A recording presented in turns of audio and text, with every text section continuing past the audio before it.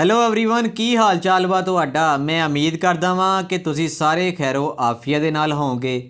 मैं अपने फेसबुक ਤੇ YouTube ਚੈਨਲ ਤੋਂ ਤੁਹਾਡੇ ਨਾਲ ਮੁਖਾਤਬ ਹਾਂ।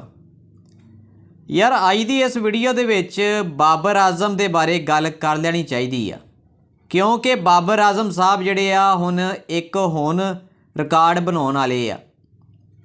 ਬਾਬਰ ਆਜ਼ਮ ਨੇ ਹੁਣ ਫੇਰ ਵਿਰਾਟ ਕੋਹਲੀ ਦਾ ਰਿਕਾਰਡ ਤੋੜ ਦੇਣਾ ਵਾ, पक्का ही तोड़ देना वा, कोई शक नहीं आ, क्योंकि हुण न्यूजीलैंड के खिलाफ T20 सीरीज़ होने वाली आ, जिहदे विच 5 मैच खेले जाने आ ते इस 5 मैचों दे विच मैनूं फुल उम्मीद आ कि बाबर आजम विराट कोहली का रिकार्ड तोड़ देणगे।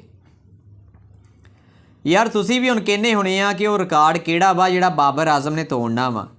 उस रिकार्ड के बारे भी तुहानूं मैं दस देना वा, लेकिन एक गल मैं तुहानूं दसदा कि जदों दा बाबर आजम पाकिस्तान क्रिकेट टीम दे विच आया ना, उदों दे ही विराट कोहली नूं पता लग गया कि कोई खिलाड़ी एक इदां दा हैगा वा जिहड़ा कि मेरा रिकार्ड तोड़ सकदा वा। क्योंकि यार पाकिस्तान दे विच बाबर आजम नूं पाकिस्तान दा विराट कोहली कहा जांदा वा। बाकी यार बाबर आजम की तरह कोई भी इदां दा खिलाड़ी जिहड़ा वा पाकिस्तान क्रिकेट टीम दे विच नहीं आ जिहड़ा कि विराट कोहली दे मुकाबले दा खिलाड़ी होवे, जिन्हों आप ये कह सकीए कि यह वाकई एक विराट कोहली के मुकाबले का खिलाड़ी आ। बाबर आजम तो इलावा कोई भी एक इदां दा खिलाड़ी नहीं है।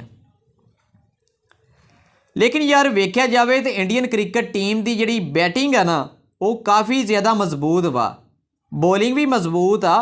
हालांकि पहलों इंडियन क्रिकेट टीम की बॉलिंग इन्नी ज़्यादा मजबूत नहीं होंदी सी, बैटिंग तो हजे तक बड़ी ज़बरदस्त उन्हां दी जा रही आ। उदां दी क्रिकेट टीम दे विच बड़े ज़बरदस्त बल्लेबाज गुजरे आ। सचिन तेंदुलकर नूं यार वेख लो, हालांकि विराट कोहली उस वक्त भी खेलदा हुंदा सी जदों सचिन तेंदुलकर खेलदे हुंदे सी। MS धोनी नूं वेख लो तुसीं, बड़े ज़बरदस्त किस्म के बल्लेबाज इंडियन क्रिकेट टीम दे विच रहे आ, जिन्हां ने बड़ी अच्छी बैटिंग की आ, बड़े रिकार्ड बनाए आ। सचिन तेंदुलकर नूं ते यार गॉड ऑफ क्रिकेट कहा जाता वा। इंडियन क्रिकेट टीम का एक बहुत ज़बरदस्त खिलाड़ी आ विराट कोहली, बड़ी अच्छी बैटिंग करता, बड़े रिकार्ड बनाए आ।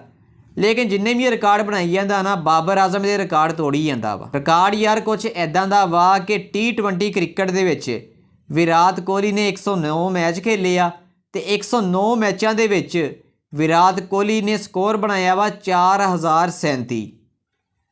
लेकिन बाबर आजम जिहड़े आ उन्हां दा हजे तक स्कोर जिहड़ा हैगा वा 3698 स्कोर वा, सिर्फ 340 स्कोर पिछे आ विराट कोहली तो बाबर आजम। हुण न्यूजीलैंड के खिलाफ जिहड़े 5 T20 मैच होने हैं ना, ये यही उम्मीद की जा रही है कि बाबर आजम बहुत ज़बरदस्त परफॉर्म करनगे ते उम्मीद भी यही की जा रही है कि बाबर आजम जिहड़े आ ये 5 T20 मैचों के विच अच्छी बैटिंग करनगे, विराट कोहली का जिहड़ा रिकार्ड वा वो तोड़ देणगे। बाकी यार बाबर आजम विराट कोहली का रिकार्ड तोड़ सकते हैं, क्योंकि इस तो पहलों भी बाबर आजम ने विराट कोहली के कई रिकार्ड तोड़े आ। बाबर आजम मानते हैं कि पाकिस्तान क्रिकेट टीम का बड़ा ज़बरदस्त बल्लेबाज वा, तो उम्मीद यही की जा रही है कि बाबर आजम जिहड़े आ विराट कोहली का ये रिकार्ड भी तोड़ेगा। खैर यार तुसीं इस बारे की राय रखते हैं, तुहानूं की लगता वा कि बाबर आजम विराट कोहली का ये रिकार्ड तोड़ पाएगा या नहीं? मैनूं कमेंट्स दे विच तुसीं जरूर दस्सिओ।